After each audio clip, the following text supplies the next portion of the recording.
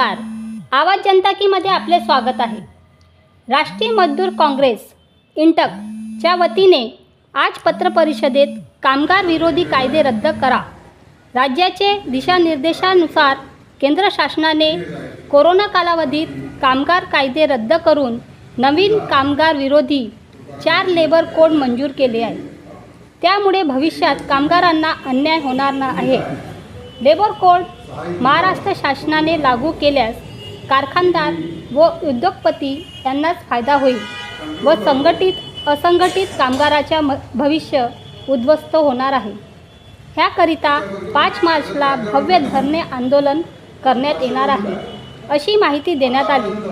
विनोद पटोले, दादाराव डोंगरे, सुरेंद्र डिंगणे, तुकारामजी खाजगीकरण करण्याचं काम दोन्ही सरकार करत. आता या खाजगीकरणामुळे का होऊन राहिलं की आता जो सुशिक्षित तरुण वर्ग आहे, ह्या तरुण वर्गाला असं स्थायी नोकरी मिळत नाही. तुटपुंज्या पगारावरती त्याला घेण्यात येतं. कोणाला 5,000, 10,000, 15,000, 20,000. आजच्या महागाईच्या दिवसात एका तरुणाला समजा 20,000 रुपये पगार मिळत असेल तर खरंच त्याचं पुढील आयुष्य हे सुखमय होणार आहे. दुसरी एक पद्धत त्यांनी सुरू केली. 2 वर्षाचं काम असेल तर 2 वर्षाच्या कॉन्ट्रॅक्टवरती त्याला ठेवल्या जातं. त्याच्यानंतर काम संपलं त्याला बाहेर केल्या जातं. स्थायी म्हणून अशी कुठलीही नोकरी नसल्यामुळं आजचा हा युवक हा निराशमय जीवन जगत आहे. त्याच्या भविष्याची चिंता शासनाने करायला पाहिजे आणि स्थायी नोकरी कशी देता येईल याच्याकरता प्रयत्न करून हे जे खाजगीकरण आणि कंत्राटीकरण सुरू आहे हे ताबडतोब बंद करावं असं इंटकची मागणी. चौथी असंघटित कामगारांना मिळणारे आर्थिक फायदे सोशल सिक्युरिटी बाबत प्रिन्सिपल एम्प्लॉयरच्या नियमांचे काटेकोर पालन करा. आता हा जो असंघटित कामगार आहे किंवा इतरही ठिकाणी जे कॉन्ट्रॅक्ट बेसिसवरती लोकांना घेतलेला आहे, याच्या बाबत तुम्ही एक लक्षात घेतलं असेल का बहुतांश जो त्याचा कॉन्ट्रॅक्टर असतो तो त्याच्या कर्मचाऱ्याला मिनिमम वेजेस देत नाही. मिनिमम वेजेसही देत नाही, सोबतच त्याचं प्रॉव्हिडंट फंड सुद्धा कापला जात नाही. त्याचप्रमाणे ESI ची फॅसिलिटीज दिल्या जात नाही. ह्या सगळ्या बाबींवर तो बिचारा विमुटपणे आज आपण समजा तोंड उघडलं तर उद्या आपली नोकरी जाईल या भीतीने काम करत आहे. आमचं एवढंच म्हणणं आहे का जो कॉन्ट्रॅक्टर असेल त्या कॉन्ट्रॅक्टरनी ह्या गोष्टीची दक्षता घेऊन जो असंघटित कामगार आहे त्या असंघटित कामगाराला त्याचे जे हक्क आहे ते हक्क त्याला द्यायला पाहिजे. उदाहरण द्यायचं झाल्यास नागपूर महानगरपालिकेमध्ये ह्या गोष्टीचं उल्लंघन होऊन राहिलं. कंत्राटी कामगार मागील 20-25 वर्षापासून नागपूर महानगरपालिकेमध्ये जवळपास 200 लोक काम करत होते. सुरळीत सर्व सुरू होतं. मिनिमम वेजेस त्यांना दिल्या जात होते, सोबत त्यांचा PM कटत होता, ESI फॅसिलिटीज होती. परंतु 2019 मध्ये इथल्या स्थायी समितीने एक ठराव पारित करून जो मिनिमम वेजेस वरून त्यांना 15,500 त्या फिक्स पेवर त्या लोकांना घेण्याचं म्हणजे कॉम्प्युटर ऑपरेटरला ठेवण्याचं त्यांनी ठराव पारित केला. त्याला संघटनेनी, इंटकनी, कॉर्पोरेशनच्या युनियननी तीव्र आक्षेप घेऊन आंदोलन सुद्धा केलं. परंतु राजकीय दबावामुळे सगळ्या गोष्टी हाणून पाडण्यात आल्या आणि जबरदस्तीने ऑपरेटर चेंज करून ज्याला 20,200 रुपये पगार मिळत होता त्याचा पगार 15,500 करायचे असेल तर नोकरी नाही तर घरी जा अशा पद्धतीचं दबाव तंत्र वापरून त्या लोकांवर अन्याय केला. आज बेरोजगारी एवढी वाढलेली आहे.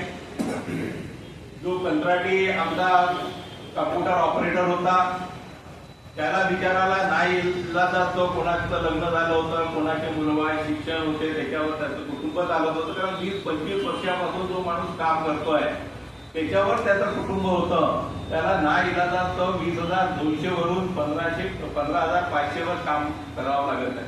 ज्यांना नाही पटलं त्यांनी सोडली, परंतु मॅक्झिमम लोकांना त्याच्यावर काम करावं लागत आहे. पीएफ त्याचा कटतो आहे, 15,500 मधून पीएफ कटतो आहे. ESI फॅसिलिटीचे पैसे कटतात. म्हणजे त्याची आर्थिक कोंडी नागपूर महानगरपालिकेने केलेली आहे की अशा पद्धतीची कोंडी होऊ नये अशी इंटकची मागणी आहे. महाराष्ट्र 6वी मागणी आहे, महाराष्ट्र शासनाने जुनी पेन्शन योजना लागू करावी. या देशात 1 नोव्हेंबर 2005 पासून जी पेन्शन सुरू होती ती बंद करून DCPS आणि वेगवेगळ्या पद्धतीच्या वेगवेगळ्या मुवमेंटवर त्यांनी पेन्शन योजना सुरू केली. आता महाराष्ट्र शासनाने आणि केंद्र शासनाने सुरू केली. पण ही जी योजना आहे ही कर्मचाऱ्याच्या फायद्याची नाही. स्वतःच्याच पैशातून त्यांना समजा देणार असाल तुम्ही पेन्शन, ते बरोबर नाहीये. एकीकडे आपण कर्मचाऱ्याला म्हणतो की जुनी पेन्शन आम्ही तुम्हाला देऊ शकत नाही, दुसरीकडे जे लोकप्रतिनिधी आहे हे ही बातमी, या बातमीमध्ये आता तुम्हाला तुकाराम जकाटे आणि सुरेंद्र इंदाजी हे ताकद EPF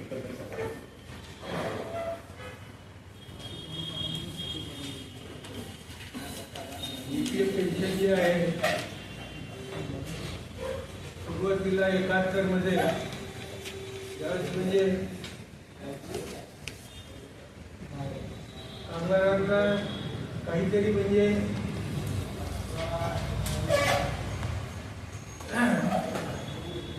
कारखाने चालू असताना किंवा गिरण्या चालू असताना काही लोक कारखान्यात ऍक्सिडेंट होत होते, कोणी अपंग होत होते, कोणाची म्हणजे डेथ होत होती. त्यावेळेस मग भारत सरकारने फॅमिली पेन्शन काढलं आणि तो एप्रिल 1971 मध्ये तो सुरू झाला. त्याच्यात 1.16 मालकाचा हिस्सा, 1.16 म्हणजे ₹1.16 मालकाचा हिस्सा, ₹1.16 कामगारांचा हिस्सा आणि भारत सरकारचा ₹1.16 असे त्रिपक्षीय हे तिघांचे म्हणजे एकत्र जमा होऊन त्याच्यावर समजा कोणाचा ऍक्सिडेंट झाला, काही झाला तर त्याला त्याच्यातून बेनिफिट मिळत होतं. सुरुवातीला त्याला अपंग झाला किंवा काही झाला तर या फॅमिली पेन्शनमधून समजा तो मरण पावला तर त्याच्या पत्नीला सुरुवातीला 10,000 रुपये पेन्शन म्हणजे 10,000 रुपये घरती मिळायचे आणि त्याला 1,000 रुपये म्हणजे पेन्शन मिळायचे. त्यावेळेस 71 मध्ये. त्याच्यानंतर काय झालं की हळूहळू या फॅमिली पेन्शनमध्ये वाढ होत गेली आणि जवळपास 550,000 कोटी इतर पैसा जमा झाला. हा पैसा जमा झाल्यानंतर मग सरकारने पाहिलं का हा पैसा तर सारखा वाढत आहे, म्हणून मग 1995 16 नोव्हेंबर 1995 ही EPF पेन्शन योजना सुरू केली. त्याच्यात पहिल्यांदा कमीत कमी 500 रुपये पेन्शन मिळत. जो कोणी रिटायर झाला त्याला 500 रुपये पेन्शन मिळत आणि ही योजना तिथून सुरू झाली. ही योजना अशी झाली की जो त्यावेळेस म्हणजे 1 दिवस तरी काम केलं जाईल. म्हणजे 15 तारखेला तो कामावर होता, 16 तारखेला कामावर होता म्हणजे 16 नोव्हेंबर 95 पासून ही स्कीम सुरू झाली पेन्शन स्कीम. त्याला 1 दिवस तरी कामावर होता तो 16ला तरी त्याला 500 रुपये मिळाले. पण त्याही वेळेस बिडी कामगार जे होतं त्या बिडी कामगारांना 70 रुपये, 150 रुपये, काही कामगारांना 300 रुपये म्हणजे 500च्या कमी मिळत. तेव्हा सगळ्या ज्या केंद्र युनियन आहेत त्यांची सगळ्यांची अशी मागणी होती हे 500 रुपये फार कमी होते. म्हणून 2014ला भारत सरकारने ज्यावेळेस म्हणजे आपले मनमोहन सिंगजी पंतप्रधान होते त्यावेळेस त्यांनी 1,000 रुपयाचा म्हणजे हे 500 मधून 1,000 रुपये करण्याचा निर्णय घेतला. तर त्याचा इलेक्शन असल्यामुळे GR काढायचा राहून गेला. त्याच्यानंतर ही भाजपाची सरकार आली, मोदीजी पंतप्रधान झाले, त्यानंतर लगातार ही मागणी सुरू होती तर मग मागच्या सरकारने 1000 रुपये पेन्शन देण्यात यावं अशी सूचना केली आहे. तिथे नोटिफिकेशन फक्त काढायचे राहिले, बाकीचे मंजूर झाले. त्यांनी सप्टेंबर हे 5 महिने असेच केले आणि सप्टेंबर 2014 पासून 1000 रुपये पेन्शन सुरू केली. तरी सुद्धा बिडी कामगार जो होता, आजही बिडी कामगाराला 1000 रुपये मिळत नाही. त्याला 700 रुपये, 600 रुपये, 500 रुपये असे बिडी कामगाराला आधी मिळते. पण त्याच्यानंतर जसजशी सेवा त्याची वाढत गेली तर आज जसा 95 पासून आज जो रिटायर झाला असेल त्याला जवळपास 2000 रुपये, 2500 रुपये असे मिळतात. त्याच्यापेक्षा काही जास्त मिळत नाही. आणि ज्याचा फार मोठा पगार आहे, 25,000, 30,000, 40,000 असा पगार होतो, त्याला फक्त जास्तीत जास्त 5,000 याच्यावर आजही मिळत नाही ही परिस्थिती आहे. आज 1000 रुपये पेन्शन, मला सुद्धा 1000 रुपये पेन्शन मिळते. ही पत्रकार परिषद बोलवली आहे. राष्ट्रीय मजदूर काँग्रेस महाराष्ट्र इंटक यांच्या निर्देशानुसार आम्ही दिनांक 5 मार्च 2025 सकाळी 11 ते दुपारी 3 वाजेपर्यंत धरणं आंदोलनाचा प्रोग्राम आहे. हा धरणं आंदोलनाचा प्रोग्राम संविधान चौकामध्ये आयोजित केलेला आहे. या कार्यक्रमाचा मुख्य उद्देश प्रमुख मानून घ्यायला केंद्र सरकारने 44 कामगार कायदे, जे कामगार कायदे कामगाराच्या हिताचे होते, या कामगार कायद्यामध्ये सामाजिक सुरक्षा कायदा, नुकसान भरपाई कायदा, मॅटर्निटी लिव्ह सारखा कायदा, बोनससारखे कायदे, अन्य कायदा, या कायद्यानुसार कामगाराचं हित, कामगाराचं प्रोटेक्शन त्या कायद्याच्या नुसार संरक्षण करत होतं. त्या कायद्याला केंद्र सरकारने कोरोना पिरियडमध्ये, कोरोना काळामध्ये कोणत्याही प्रकारचं डिबेट, कोणत्याही प्रकारची चर्चा न करता पार्लमेंटमध्ये त्याला 44 कामगार कायदे रद्द करून त्याचे 4 मध्ये रूपांतर करणे हा कायदा पास. हा कायदा पास केल्यानंतर नियमानुसार, कानूनच्या नुसार राज्यांनी त्याला अनुमती द्यायला पाहिजे, राज्याने त्याला मान्यता द्यायला पाहिजे. हे भारतीय संविधान सांगते. आता तो कायदा सेंट्रल गव्हर्नमेंटने जे पास केला आहे त्या कायद्याला अंमलबजावणी म्हणून येणाऱ्या महाराष्ट्र असेंब्लीमध्ये बजेट सत्रामध्ये या कायद्याचं रूपांतर होत आहे.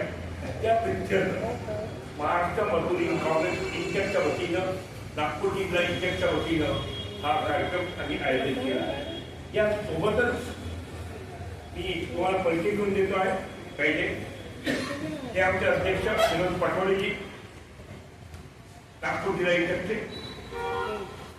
मी ॲडव्होकेट शोभा किमले, जनरल सेक्रेटरी. मिस्टर सुरेंद्र शिंदेजी आमचे कार्याध्यक्ष. रंजन नरोडे आमचे जे सचिव. कोषाध्यक्ष तुकारामी देकाडे जो राष्ट्रीय हिंदुस्तान परिधान चौकामध्ये त्यांचे जनरल सेक्रेटरी. आपले बंडू रंगराई जो रेल्वेमध्ये काम करते ते नागपूर जिल्ह्याचे पदाधिकारी. आमचे मुकुंदामुळे जे पेन्शनवर सुद्धा चालते ही लोक आम्ही सर्व पदाधिकारी. आणि या ठिकाणी आपले इतके पत्रकार लोक बसले आहेत त्यांचं मनापासून अभिनंदन, स्वागत करतोय. आमचा हा मूळ मुद्दा